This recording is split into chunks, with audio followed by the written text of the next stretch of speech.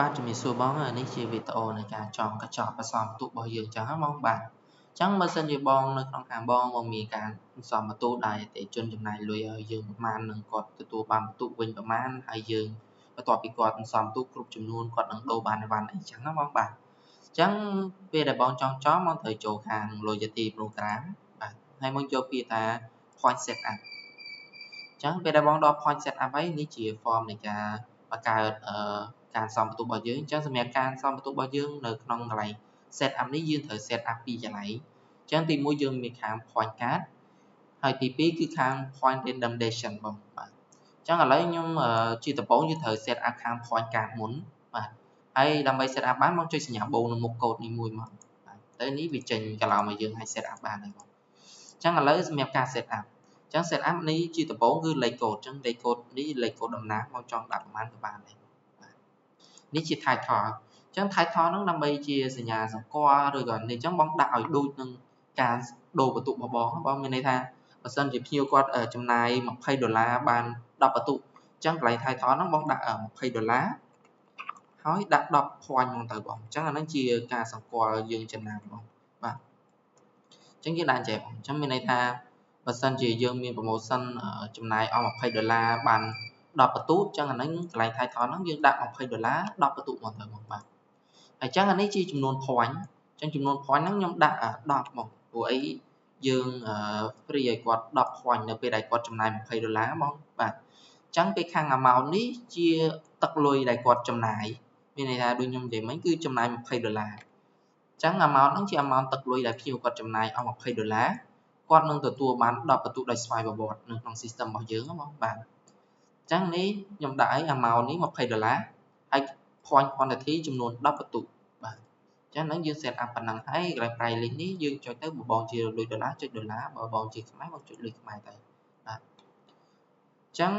កន្លែងនេះថ្ងៃចាប់ផ្ដើមមានន័យថាការ set up បន្ទុករបស់បង promotion សំបន្ទុកហ្នឹងបងចង់ចាប់ផ្ដើមពីថ្ងៃណាឬក៏បងចង់ set up ទុកក៏បងអាចដាក់ថ្ងៃទៅមុខបានដែរអញ្ចឹងអានេះខ្ញុំដាក់ថ្ងៃ20អីហ្នឹងទៅថ្ងៃហ្នឹងមកទៅ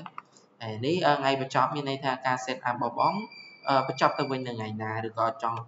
បញ្ឈប់ការសំបន្ទុកនឹងនៅថ្ងៃណាអញ្ចឹងបងបាទអញ្ចឹងនេះខ្ញុំដាក់មួយខែអញ្ចឹងខ្ញុំដាក់ដល់ខែក្រោយទៅបាទអញ្ចឹងមានន័យថាខ្ញុំវាចាប់ផ្ដើមពីឥឡូវរហូតដល់ខែក្រោយបាទហើយយើង create active ទៅដើម្បីឲ្យវាដំណើរការបងចុច create active បាទអញ្ចឹងពេលដែលបងបំពេញប៉ុណ្ណឹងគ្រប់រួចរាល់អស់ហើយបងចុច save ហើយមកចុច yes នេះទៅបងមើលខាងក្រោមនេះរបស់ខ្ញុំដែលបានចងឲ្យមិញមកអញ្ចឹងបងឃើញនេះដែលកូដដែលយើងបានដាក់ពីលើមិញអានេះ$20 10 point អញ្ចឹងវាសម្គាល់ចំណាំឲ្យយើងថាភ្ញៀវចំណាយអស់$20ទទួលបាន10 point នេះជាចំនួន point ដែលភ្ញៀវទទួលបាននៅពេលដែលគាត់ចំណាយអស់$20បងបាទអញ្ចឹងពេលហ្នឹងគឺយើងបាន set up ដំណាក់កាលទី1រួចហើយនៅខាង point card អញ្ចឹងឥឡូវយើងចូលដំណាក់កាលទី2គឺ point redemption អញ្ចឹង point redemption ហ្នឹងសំដៅទៅលើចំនួនដែលគាត់អាចដូរយកអីវ៉ាន់អីមួយបានបងមានន័យថាបើសិនជាភ្ញៀវគាត់សំបន្ទុកគ្រប់រហូតដល់100 point ហើយគាត់នឹងទទួលបានអីវ៉ាន់អីមួយចឹងណាបងបាទចា៎ហ្នឹងគឺយើង set up នៅ item ដែលគាត់អាចដូរបានអញ្ចឹងបើសិនជាក្នុងករណីនេះខ្ញុំឲ្យគាត់សំគ្រប់100បន្ទុកគាត់នឹងដូរបានភេសជ្ជៈអីមួយបាទអញ្ចឹងកន្លែងហ្នឹងខាង redemption ហ្នឹងបងអាចពេញមកនេះជាលេខកូដរបស់យើងដូចគ្នាលេខកូដដំណើរបាទនេះ title ហ្នឹងមានន័យថាយើងបញ្ជាក់ថាគាត់នឹងដូរបានអីនៅពេលដែលគាត់សន្សំបន្ទុកគ្រប់ចឹងបងអញ្ចឹងដូចខ្ញុំនេះខ្ញុំថាបើសិនជាគាត់សន្សំបន្ទុកបាន100បន្ទុកគាត់នឹងដូរបាន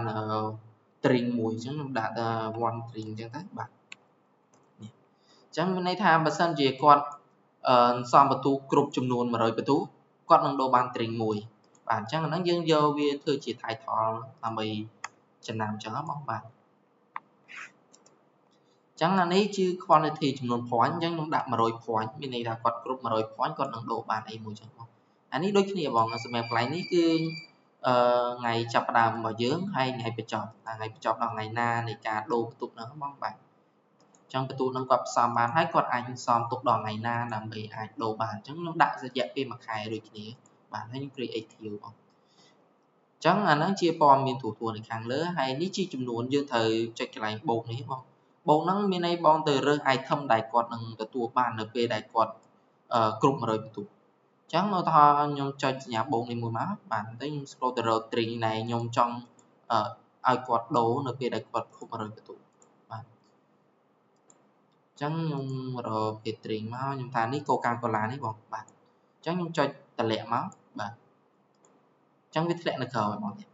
ចឹងមានន័យថាបើសិនជាករណីគាត់សំបាន100បន្ទុកអីគាត់នឹងទទួលបាន Coca-Cola មួយកំប៉ុងបាទចឹងមិញហ្នឹងគឺយើងចុចតម្លាក់យក Coca យើងចុចសញ្ញាបូកនេះហើយបងទៅរក item ដែលបង free ឲ្យគាត់នៅពេលដែលគាត់គ្រប់បន្ទុកនឹងចឹងបងបាទចឹងពេលដែលបងចុចតម្លាក់មកក្រោមហើយនេះជាចំនួនមានន័យថាបើសិនជាគាត់សំបាន100បន្ទុកគាត់ទទួលបាន1កំប៉ុងបងចុចកន្លែងនេះ1កំប៉ុងតែបើសិនថា100បន្ទុកហ្នឹងគាត់ដូរបាន5កំប៉ុងចឹងបងដាក់ចំនួន5 unit បងទៀត item quantity ហ្នឹងចំនួនកំប៉ុង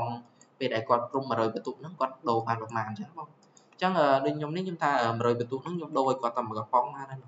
បាទអញ្ចឹងដាក់1កំប៉ុង1កំប៉ុងបងនេះ1កំប៉ុងអញ្ចឹងបើបងចង់ URL មានកេះមានអីហ្នឹងអាហ្នឹងផ្នែកផ្សេងតែនេះខ្ញុំតែ1កំប៉ុងទេអញ្ចឹងអានេះយើងចង់ហើយបងមានន័យថា quantity នេះចំនួន point នៅគាត់នៅពេលគាត់ផ្សំបាន100បន្ទុកចឹងពេលហ្នឹងគាត់នឹងអាចដូរយក Coca-Cola មួយកំប៉ុងអញ្ចឹងមកចុច save មកហើយមកចុច yes បាទអញ្ចឹងនេះ